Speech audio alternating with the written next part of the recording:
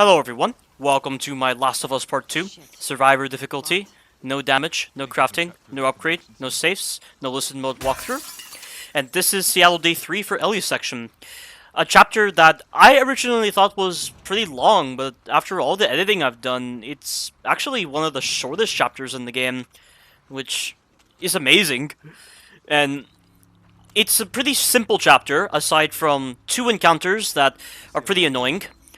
But I was able to find really good strategies for them, and the two sections I'm talking about are the flooded mall section and the fight with the bloater. The flooded mall section is a stealth section that was really annoying, because it's the one part of the game where I get screwed by turning animations the most, and there are a lot of enemies that you have to eliminate. You don't have to kill all of them, just a certain amount of enemies, because the moment you power up the boat, you are gonna get spotted because it makes noise. I'm completely okay with the fact that you have to get rid of a certain number of enemies, because The Last of Us had sections like that, but I just find that with certain placements of enemies, I just don't know what they were thinking. You know, they put a sniper right in front of the boat, and he can be very annoying to deal with, and then they put two enemies that patrol so close to each other that they have a tendency of getting caught on each other. It's stuff like that that really makes that section very awkward in its design. And it took me such a long time to figure it out, but I found a really good strategy, and I'm going to be able to show it in this walkthrough, thankfully. And then the bloater fight, I thought I was going to struggle greatly with the bloater fight because I wasn't doing any kind of crafting. But it turns out the shotgun is so powerful against bloaters. And the only reason I used the shotgun was because Joel used the shotgun against him. And I'm going to have to pause on this tangent right now because you're going to need to sprint, and then you're going to need to dive to prone so that you gain a lot of momentum, but still remain in a low profile. And then you're going to need to go over here. You can move a little bit so you can move faster. I dodged just then just so I could gain some momentum but not sprint and not make too much noise, even though the dodge does make noise. And it makes almost the same amount of noise as sprinting. So what I did was kind of risky, but it's good I did it only for a short amount of time. And then this part right here, you need to have a bottle. The game gives you a bottle for this sequence, thankfully.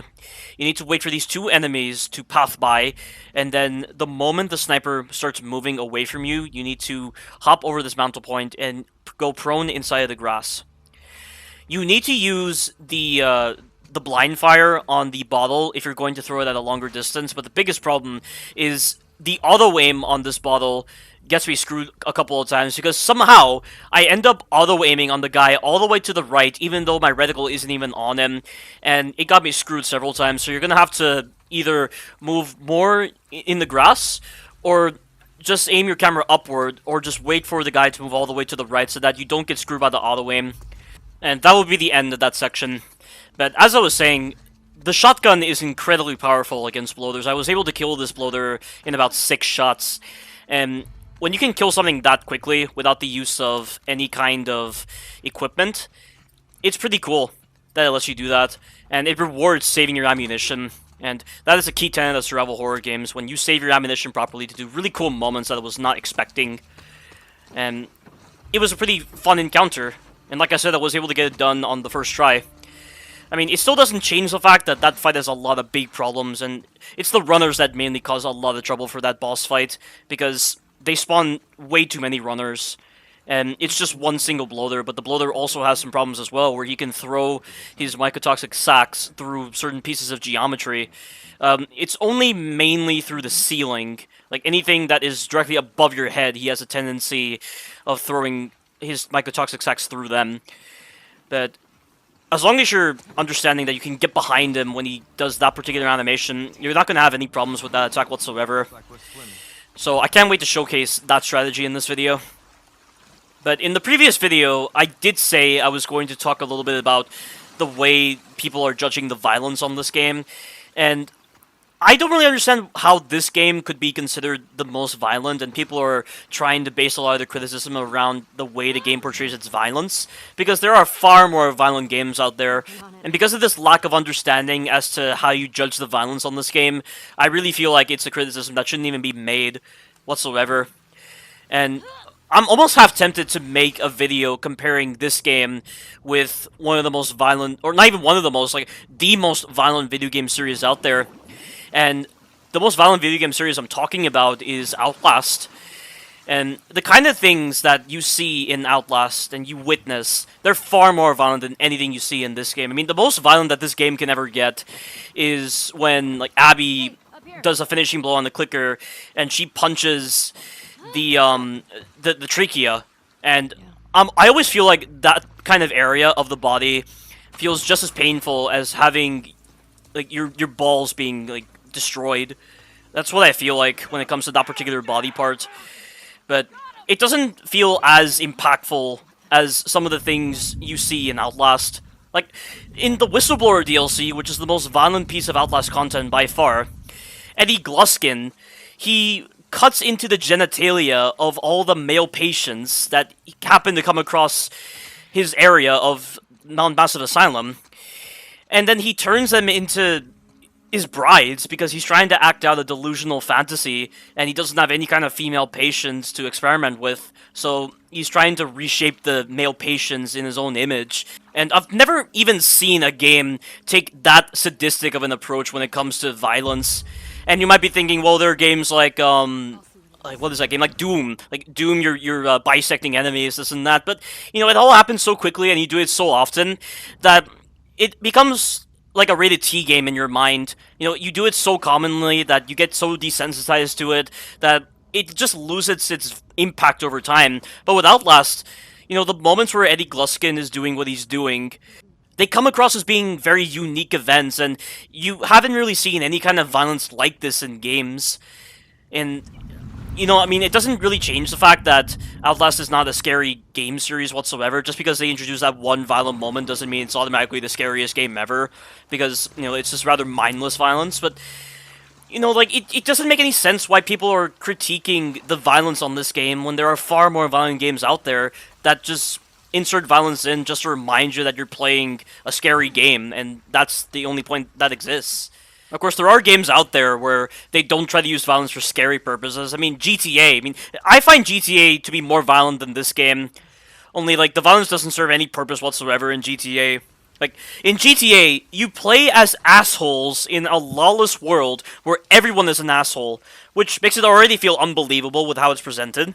Like, there's never any moment that feels serious, so when it comes to the brutal moments of violence, you don't think about it because you're supposed to view the violence the same way an asshole would. And apparently there are people who try to take a lot of emotional weight from that. Like, how can you take emotional weight from that? Like, one of my distant family members believes in the same way, and I'm just like, what are you talking about? Like, GTA is never about the story, it's about the activities you do in the game, such as the multiplayer, or the other terrible things you do in that game. Like, you truly feel like a bad person when you play that game, and that's why I haven't even touched GTA. But, like, when it comes to the way The Last of Us uses violence, it's a different story. Like, in The Last of Us, because you're playing as someone who feels like a real character in a serious world that follows the tenets of what reality truly is, and the other characters feel the same way, the violence is helpful in making you feel a stronger connection to them, which is why the story of The Last of Us has a lot of emotional weight. And I feel like that was the perfect way to do a story. Naughty Dog was right to use survival horror as the right genre for telling a story, and that's why I love survival horror games. I feel like you get a lot of lessons from these kind of games. You know, like, when I played Outlast, for instance, even though Outlast wasn't the scariest game ever, I feel like it changed my perceptions of the world greatly. And same with this game. You know, like, I feel like I have learned a lot from survival horror games, not just from gameplay perspectives, but also from, like, story perspectives and character perspectives, and I've applied those thinkings to the way I interpret my reality. But even still, though, like, even if violence in games may serve some kind of impact, I just don't think it's the right way to approach critiquing a game. So I don't really understand why people try to critique The Last of Us Part 2's portrayal of violence, because it doesn't belong in any kind of objective criticism. But that previous encounter was very easy. Just follow what I do. And then this part, this is the flooded mall area. So that guy over there, that guy right there, you need to move very slowly because he has a tendency of doing a turning animation that can potentially cause you to be spotted by him. So I've gotten past him. And then, I'm just waiting on these two. You need to kill these two enemies, because they can spot you killing the other guys down below, and the other guys that are right near the boats can be a big pain. And you have to wait here for a little bit. You're waiting for the right moment, where this woman who's just patrolling around these boxes goes all the way to the right, and then the sniper will go to the left. That's your moment to move. and they're about to do it soon. This woman who's patrolling around the crate, she does have a tendency of doing turning animations whenever she's moving to the right. She's doing it just then. See, that turning animation just then, that's the one that catches most people out, because it's just bullcrap that they can do that, and they only ever do it when they are in a state where they're not aware of your presence. But all you gotta do right here is go behind these crates, and then wait for the right woman to move so that you can take out this woman who I'm near right now. So, the sniper doesn't seem to do turning animations, although I have had a rare moment where she has done it. So this sniper is capable of doing turning animations, but not to the same degree as the other enemies I've seen in the game. I don't know why this is the case. I think this is how every enemy should be. They should never do turning animations as frequently as they do, because then it just leads to a lot of bullcrap, and it makes the stealth kind of unreliable in certain areas. But I grab her, and I take her out, and now I'm just going to take out the sniper when the sniper moves all the way to the left. I'm going to hide behind the crate that she's at right now, and then when she decides to come back to the right, I'm going to take her out. After I take her out, I'm going to go to the other side of the mall, and I'm going to take out this one woman, because she is one of the main issues you're going to be encountering when you're trying to get onto the boat, even though every time I've gotten onto the boat, she's never ever tried to fire at me, because she's very slow to do so, but I'm still taking caution because I want to try to get into this boat before the enemies have a chance to spot me. And you're going to need to go prone here because there's an enemy directly ahead of you, and he has a tendency of doing turning animations that can allow him to spot you as you're coming all the way over here. And because of the fact that he's capable of doing the turning animations, I'm going to remove him from the equation because I do not want the RNG of turning animations screwing me as I'm trying to perfect this strategy right here. I highly recommend that you don't go to this spot right here. I recommend just staying right by those crates that I passed, because there is the possibility of that woman who I'm trying to take out spotting you. And I'm going to take this guy out over here, and the other enemies below me will not notice me. And now that he's dead, I'm going to use a bottle, and I'm going to throw it in a particular position so that the person I'm trying to kill is the only one who hears it. And I'm just going to speed up the video at a particular point after I use my bottle, because it takes her quite a while to get here, because she moves very slowly up the stairs, and then when she actually gets off the stairs, she's going to move faster, and that's something they've changed with the AI on this game. Whenever the AI are trying to investigate distractions that are quite far away, they rush towards the distraction, and did you see that just then? So, it is entirely possible to do stealth attacks around corners, but on survivor difficulty, you have to make sure that when the AI are reaching the corners, that their sides or their back is invisible. That's the best way to guarantee that you can do these corner attacks. But now that they're dead, I'm going to wait for the right moment to drop into the water, and I'm going to wait for this one guy who is a threat to me if he decides to do a turning animation and spot me as I'm dropping into the water, to go all the way to the left, right behind that shelf, and then when he's going all the way to the right, I'm going to drop down. And something you gotta bear in mind, when you're underwater, you can still be spotted by enemies. This is not normally the case with a lot of other stealth games, but on this game, it is the case, and you have to be very careful and make sure that you are going as deep as you can into the water, but you don't have a lot of oxygen when you're underwater, and you're going to be underwater a lot in this area because you're having to swim a lot just to get from point A to point B. And this guy is really taking his time right now. I'm just trying to wait for the right moment, and now's my chance to move. Although I don't think I actually wait for him to go all the way to the left. I think I actually wait for him to just go to that spot right there, because he's not going to do his turning animation when he's just moving all the way to the left. So that's another good alternative, but the reason why you want to wait for him is because you're not going to have enough oxygen to get over to this spot right here if you dive too early. So you need to get to a particular point in the water and then dive. But now that I'm here, what I'm going to do is I'm going to use a distraction. The game gives you a distraction here, thankfully. And I'm going to throw it over to the right when these two enemies are grouped together, so that when they go to investigate the distraction, they will not be able to see me killing this sniper right here. And you can choose to headshot this guy, but I'm going to use a Resident Evil 4 mechanic to my advantage, of putting the enemy into a flinch animation by shooting his leg, and then I'm going to kill him while he's stunned, which is definitely a safer method, even though it does require 2 arrows, and I did stress that you need to have at least 2 arrows, and it's because of this reason. And you will get a couple of arrows in the final encounter of the game, which is helpful. And I did miss out on a lot of arrows throughout the environment, which honestly would have helped me a lot when it came to doing the stealth section against the Rattlers. But I was still able to get the sequence done, thankfully. But now that that sniper is dead, and these enemies didn't witness me killing him, I'm going to be able to take him out. That one sniper alone caused me so much trouble, because trying to figure out the best way to kill him without any of these enemies spotting him was so difficult. And the woman also has a chance of spotting him as well, so that's why I killed her, by using that distraction. But, it's so interesting seeing a Resident Evil 4 mechanic being used in a stealth sequence. I never thought that would ever be the case, and that particular mechanic is so helpful for the final encounter against the Rattlers. And especially when you get the Silenced SMG, which is the most overpowered weapon in The Last of Us by far. And I'm not going to go into any detail right now, because I think I'll talk about it when I get to that part, but that weapon is just so good, and you only ever get to use it during that encounter unless you do New Game Plus. And I don't like doing New Game Plus because New Game Plus is especially boring, and it's not like the Batman Arkham series where they make New Game Plus interesting. It's just the typical, you get to use every single weapon you've collected earlier on in the game, and nothing else changes after that. Which, I was kind of hoping they would do something different with New Game Plus, but they didn't. But I can't really complain because I'm not the type to do New Game Plus anyway, unless you're talking about Bloodborne or Dark Souls.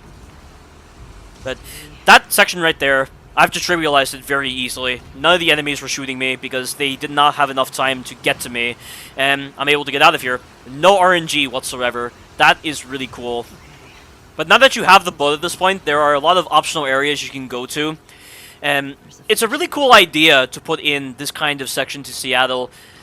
If you remember, I said before that they tried to make Seattle have a lot of character. Well, this is a great example of it. You know, each area of Seattle you go to feels very different, and this is a great example of that. This is the only part of the game where you get to go through a flooded area of Seattle, because of course no one's been managing the flooding whatsoever thanks to the rain. So I definitely think that's one of the main positives with this game, the fact that Seattle has a lot of character.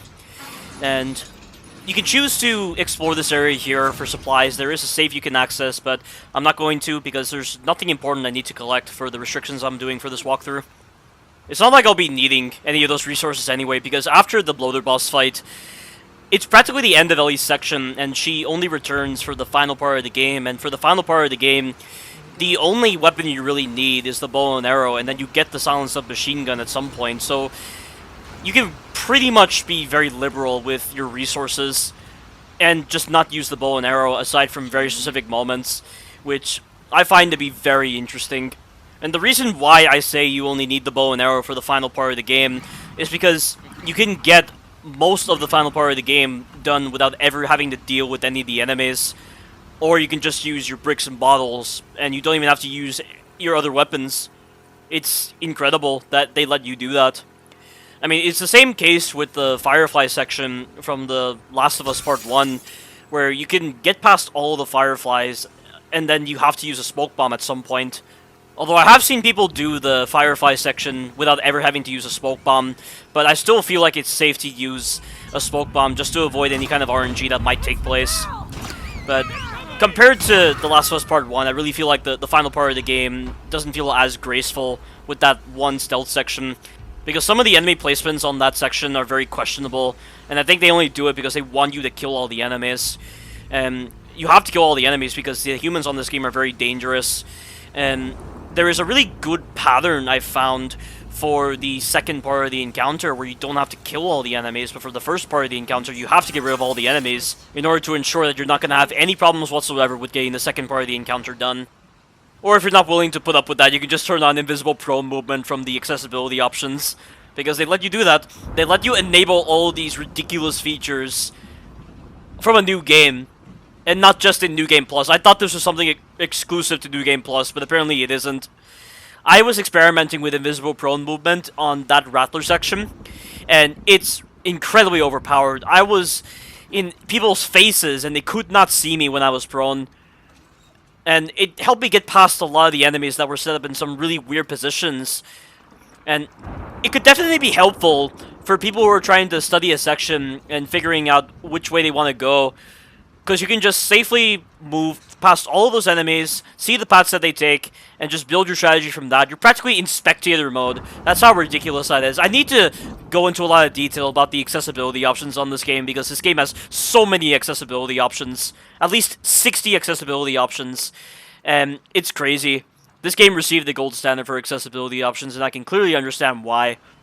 But we're about to encounter Deep Loader coming up, and the game's giving you a bit of a moment to pick up some ammunition. And this guy, I'm amazed he went down so quickly. Like I said, I was able to get this on the first try, and the shotgun is just so powerful. It might be because you're firing multiple pellets at him, and each pellet does a lot of great damage to him. But I'm telling you right now, guys, it really feels like you're not doing a lot of damage when you're using the other weapons. Like, the rifle just doesn't feel very powerful, and obviously the pistol doesn't feel very powerful, and even when you're aiming for this guy's head, even when it gives you that little reticle icon indicating that you're doing critical damage, it doesn't feel like you're doing increased damage. But upon starting the fight, there's no telling what he's going to do. I get very lucky, and he decides to do this move here. But most of the time when you restart the encounter, he will always try to charge you and do a melee attack, but since this was on the first instance, I guess that's why he decided to do his acid throw ability. But when you're attacking this guy, be very careful of the runners. The moment this bloater dies, the enemies will stop spawning.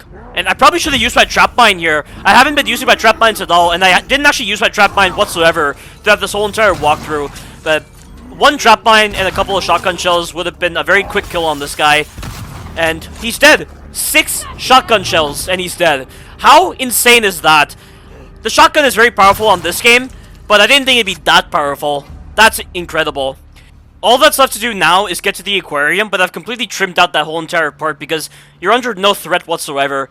And this will conclude Seattle Day 3 for Ellie's section.